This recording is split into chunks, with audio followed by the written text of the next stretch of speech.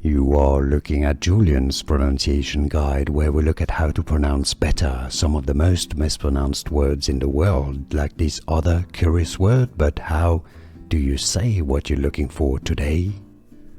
Let's learn once and for all how to pronounce this word in British English, but also how it's pronounced in American English in the US. Let's break down the pronunciation. For more vocabulary, stay tuned. There are many videos at the end of this one. British English UK, how to pronounce unsolicited, unsolicited.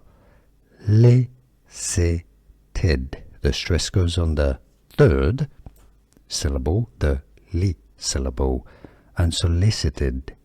In American English, in the US, the pronunciation is as unsolicited with a flap T that sounds like a D. Unsolicited, American English, or British English, unsolicited. Here are more videos on how to pronounce more confusing words and names too many mispronounced. Like this video if you found it useful. I appreciate your support. I'll see you soon and thanks for watching.